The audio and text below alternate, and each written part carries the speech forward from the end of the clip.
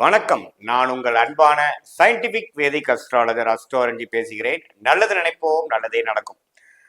தொடர்ந்து நம்மளுடைய அறிவியல் சார்ந்த ஜோதிட கருத்துக்களை பார்த்துட்டு இருப்போம்.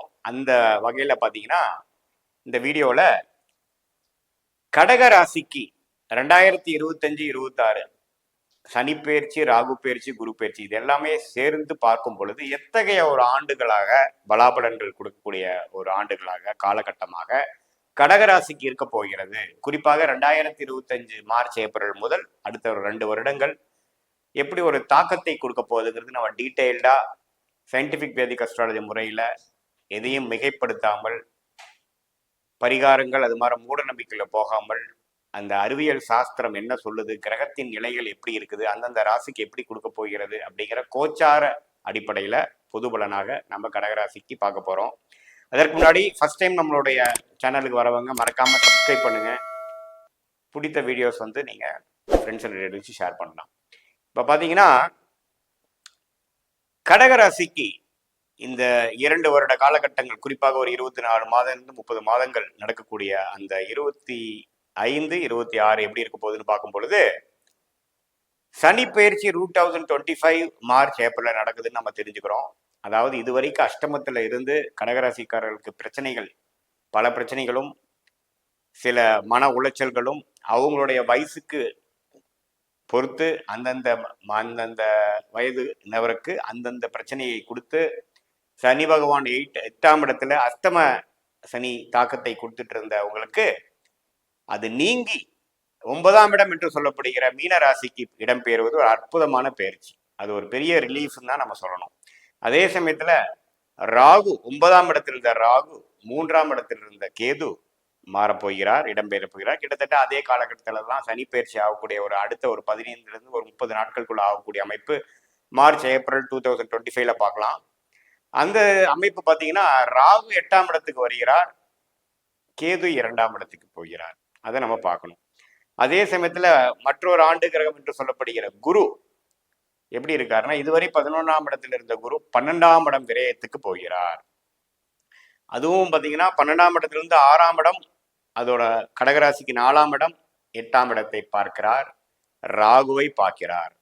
ஸோ இது எல்லாமே வந்து ஆண்டு கிரகத்தின் பயிற்சி வந்து நல்ல ஒரு பயிற்சியாக கடகராசிக்காரர்களுக்கு, குறிப்பா அஷ்டம சனியில 2023 அவதிப்பட்டிருந்த கடகராசிக்காரர்களுக்கு ஒரு மேன்மையான பலன்களும் ஒரு அவங்களுடைய தகுதிக்கும் முயற்சிக்கு தகுந்த ஒரு பலன்களை கொடுக்கக்கூடிய ஒரு காலகட்டத்துல ஒரு 2.5 வருஷம் காலகட்டத்தை அடைத்து 2.5 வருடங்கள் கழித்து நீங்க பார்க்க போறீங்க. 2023-24ல நீங்க பட்ட கஷ்டங்களும் உங்களுடைய முயற்சி வந்து அப்படியே ஆப்போசிட்டா ரிசல்ட் கொடுத்ததும், தேவையில்லாத மன உளைச்சல் ஆனதும், தப்பா மிஸ்இன்டர்பிரேட் பண்ணிக்கிட்டதும், நீங்க பேசின விஷயமும், நீங்க செய்தல் பார்த்தீங்கன்னா உங்களுக்கு எதிராக செயல்பட்டது எல்லாமே நீங்க பார்த்துட்டு வந்தீங்க. அது எந்த துறையினராக இருந்தாலும் சரி, உங்களுடைய ஒரு ஒரு சாதகமற்ற கர்மாவை கழித்துட்டீங்கன்னு தான் நீங்க எடுத்துக்கணும். ஏன்னா அஷ்டம சனியே பார்த்தீங்கன்னா உங்களுக்கு ஒரு பிரச்சனைக்குரிய ஒரு டைம்ல வந்து கழிக்கிறோம். நீ ஏதோ ஒரு டைம்ல வந்து பாவங்கள் செய்திருப்போம் பல ஜென்மத்துல, அதை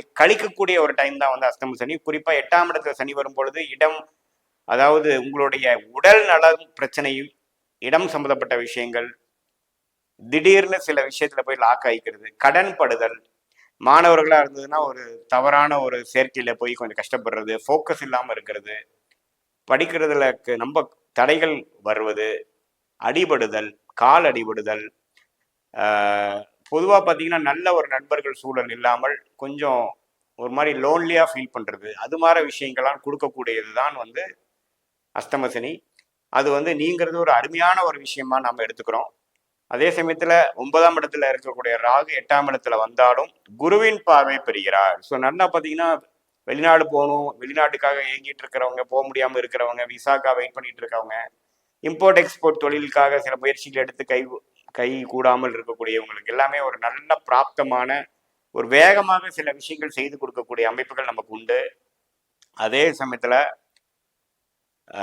கேது வந்து 2ஆம் இடத்துக்கு வருவது பார்த்தீங்கன்னா சில பண விஷயத்துல வந்து திடீர் சில திருப்பங்கள், சில செட்பேக்ஸ் வந்தாலும் அஷ்டம சனியிலிருந்து நீங்கினதே ஒரு பெரிய ஒரு விஷயமா தான் இருக்கும்.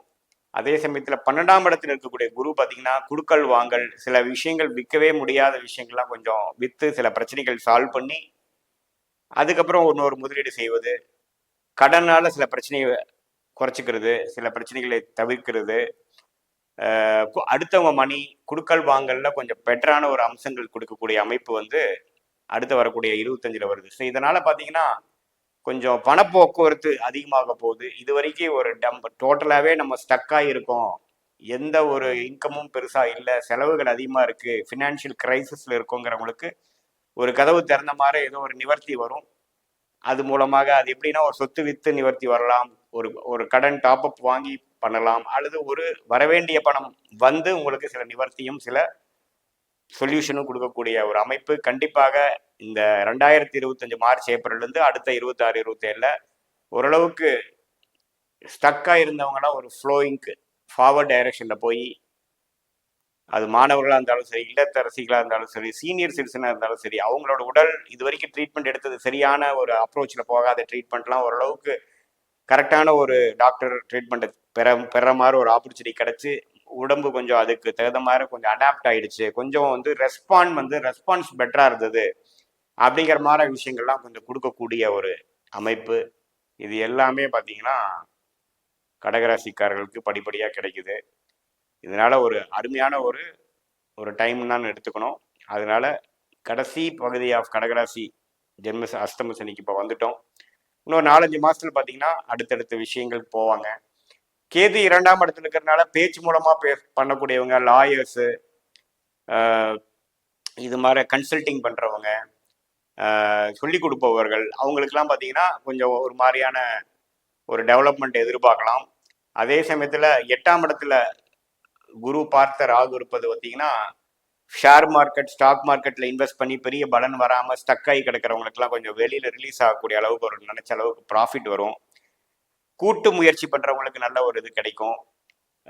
பல நாட்களாக ஒரு சொத்து பிரிக்க முடியாமல் ஒரு அவதியிலிருந்து ஒரு மாதிரி இருக்கிறவங்களுக்குலாம் ஒரு ஓரளவுக்கு நிவர்த்தி கொடுக்கக்கூடிய அமைப்பு கண்டிப்பாக உண்டு. ஸோ ஒரு அருமையான ஒரு ஆண்டு கிரக பயிற்சிகளாக சனி பயிற்சி, ராகு கேது பயிற்சி, குரு பயிற்சி சேர்ந்த மாதிரி வந்து 2020 மார்ச் ஏப்ரலில் வருவது வந்து கடகராசிக்காரர்களுக்கு ஒரு நல்ல ஒரு பிராப்தங்களும் ஒரு பிளசன்ட் சர்ப்ரைசஸ் நிறைந்த ஒரு நிகழ்ச்சிகளாக எல்லா வயதினருக்கும் கொடுக்கக்கூடிய அமைப்பு இருக்கு. இது வந்து ஒரு பொதுவான பலனே தான்.